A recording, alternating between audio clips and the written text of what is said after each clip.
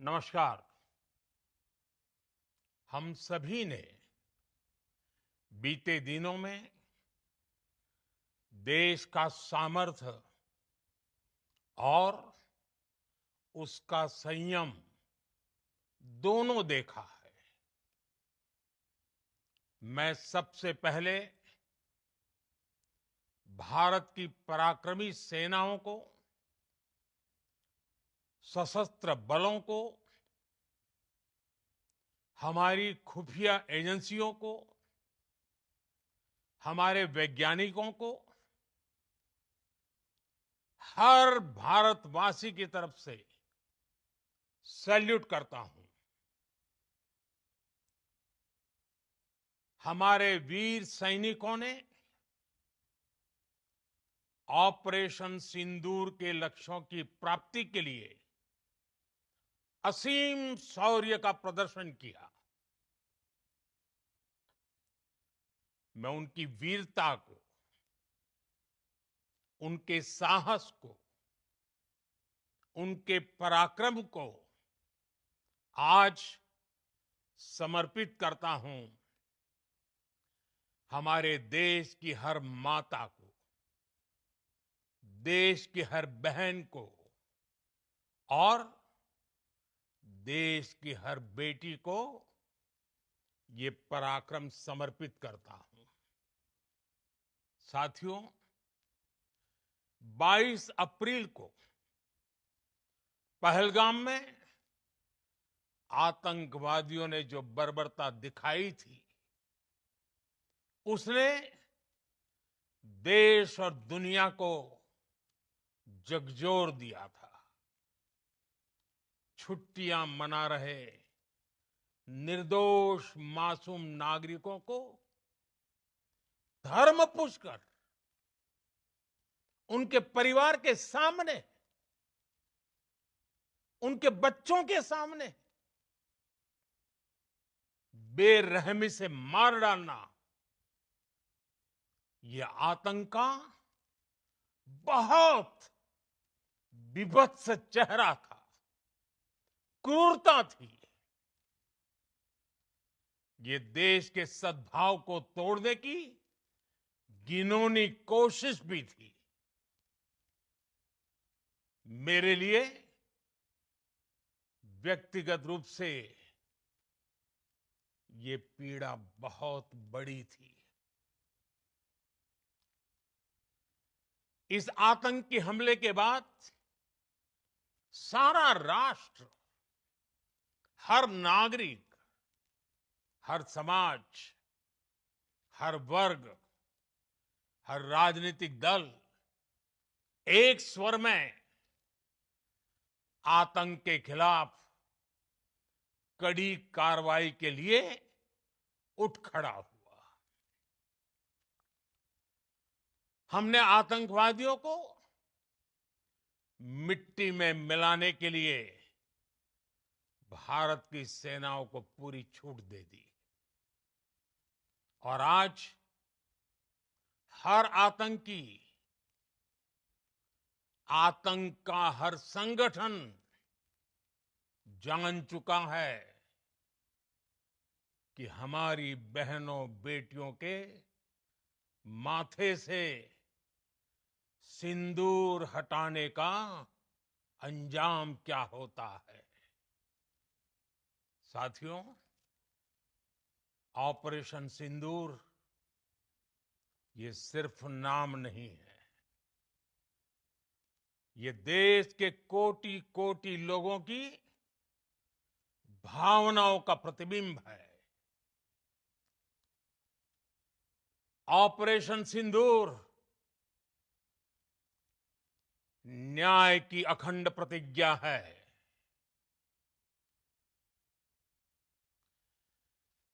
6 मई की देर रात, 7 मई की सुबह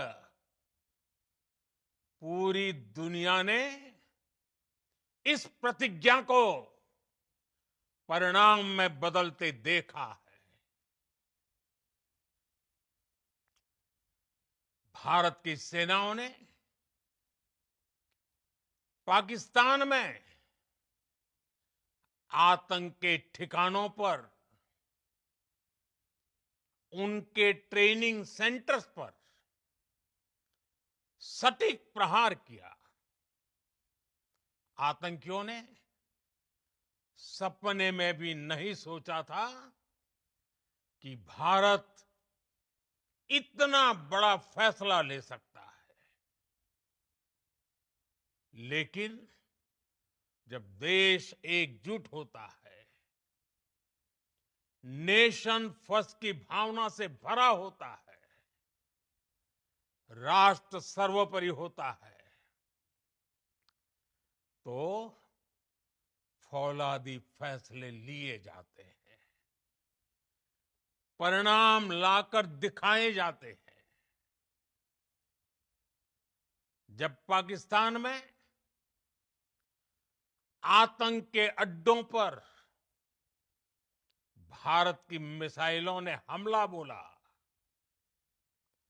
भारत के ड्रोन्स ने हमला बोला, तो आतंकी संगठनों की इमारतें नहीं, बल्कि उनका हौसला भी थर्रा गया। बहावलपुर और मुरिद के जैसे आतंकी ठिकाने एक प्रकार से ग्लोबल टेररिज्म की यूनिवर्सिटीज रही है। दुनिया में कहीं पर भी जो बड़े आतंकी हमले हुए हैं, चाहे 9/11 हो, चाहे लंदन ट्यूब बॉम्बिंग हो, या भारत में दशकों से जो बड़े बड़े आतंकी हमले हुए हैं, उन सब के तार कहीं ना कहीं आतंक के इन्हीं ठिकानों से जुड़ते रहे हैं। आतंकियों ने हमारी बहनों का सिंदूर उजाड़ा था, इसलिए भारत ने आतंक के ये हेडक्वार्टर्स उजाड़ दिए। भारत के इन हमलों में 100 से अधिक खूंखार आतंकवादियों को मौत के घाट उतारा गया है।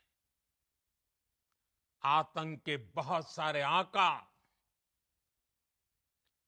बीते 2.5-3 दशकों से खुलेआम पाकिस्तान में घूम रहे थे, जो भारत के खिलाफ साजिशें करते थे। उन्हें भारत ने एक झटके में खत्म कर दिया। साथियों, भारत की इस कार्रवाई से पाकिस्तान घोर निराशा में गिर गया था, हताशा में गिर गया था, बौखला गया था। और इसी बौखलाहट में उसने एक और दुस्साहस किया। आतंक पर भारत की कार्रवाई का साथ देने के बजाय पाकिस्तान ने भारत पर ही हमला करना शुरू कर दिया। पाकिस्तान ने हमारे स्कूलों, कॉलेजों को, गुरुद्वारों को, मंदिरों को, सामान्य नागरिकों के घरों को निशाना बनाया। पाकिस्तान ने हमारे सैन्य ठिकानों को निशाना बनाया। लेकिन इसमें भी पाकिस्तान खुद बेनकाब हो गया। दुनिया ने देखा कि कैसे पाकिस्तान के ड्रोन्स, पाकिस्तान की मिसाइलें भारत के सामने तिनके की तरह बिखर गई। भारत के सशक्त एयर डिफेंस सिस्टम ने उन्हें आसमान में ही नष्ट कर दिया। पाकिस्तान की तैयारी सीमा पर वार की थी, लेकिन भारत ने पाकिस्तान के सीने पर वार कर दिया। भारत के ड्रोन्स, भारत की मिसाइलों ने सटीकता के साथ हमला किया। पाकिस्तानी वायुसेना के उन एयरबेस को नुकसान पहुंचाया, जिस पर पाकिस्तान को बहुत घमंड था। भारत ने पहले 3 दिनों में ही पाकिस्तान को इतना तबाह कर दिया, जिसका उसे अंदाजा भी नहीं था। इसलिए भारत की आक्रामक कार्रवाई के बाद पाकिस्तान बचने के रास्ते खोजने लगा। पाकिस्तान दुनिया भर में तनाव कम करने के लिए गुहार लगा रहा था, और बुरी तरह पीटने के बाद इसी मजबूरी में 10 मई की दोपहर को पाकिस्तानी सेना ने हमारे डीजीएमओ को संपर्क किया। तब तक हम आतंकवाद के इंफ्रास्ट्रक्चर को बड़े पैमाने पर तबाह कर चुके थे। आतंकियों को मौत के घाट उतार दिया गया था। पाकिस्तान के सीने में बसाए गए आतंक के अड्डों को हमने खंडहर बना दिया था। इसलिए जब पाकिस्तान की तरफ से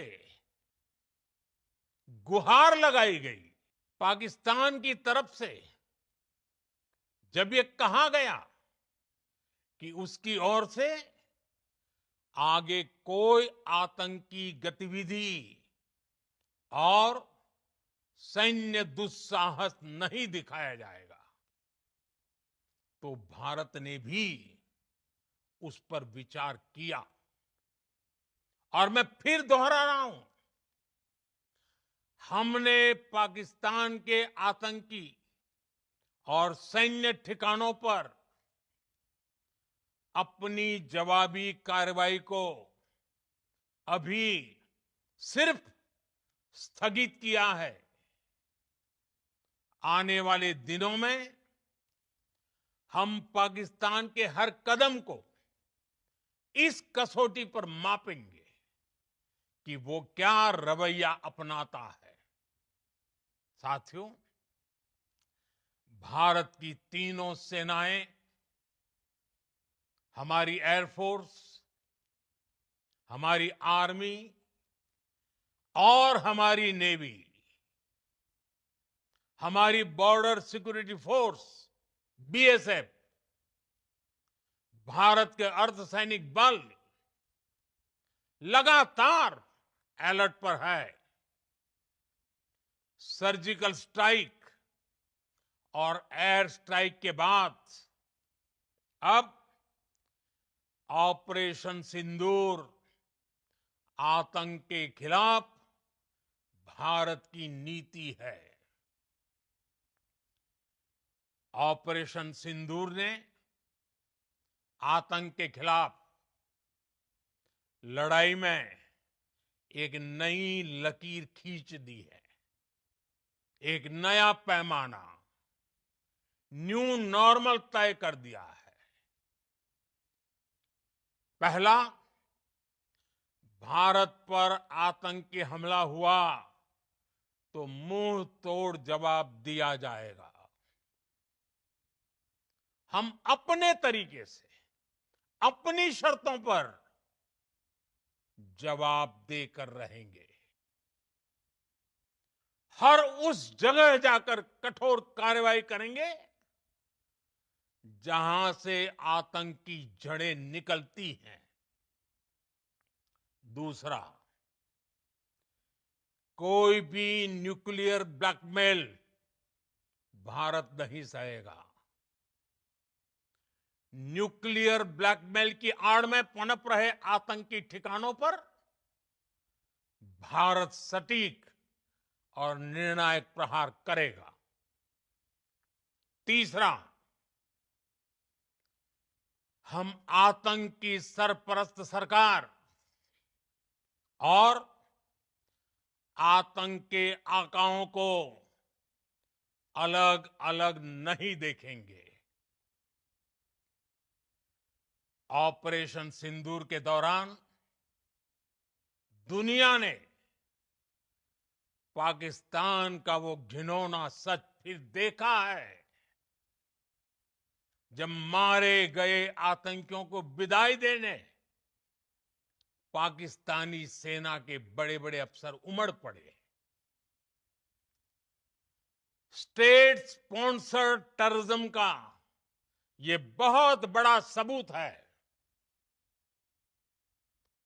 हम भारत और अपने नागरिकों को किसी भी खतरे से बचाने के लिए लगातार निर्णायक कदम उठाते रहेंगे।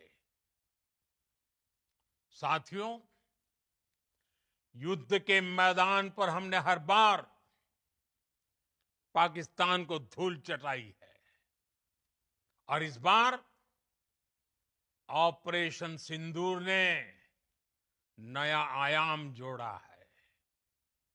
हमने रेगिस्तानों और पहाड़ों में अपनी क्षमता का शानदार प्रदर्शन किया और साथ ही न्यू एज वॉरफेयर में भी अपनी श्रेष्ठता सिद्ध की।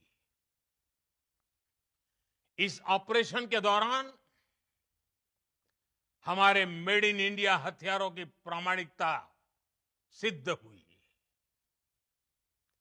आज दुनिया देख रही है 21वीं सदी के वॉरफेयर में made in India defence equipments,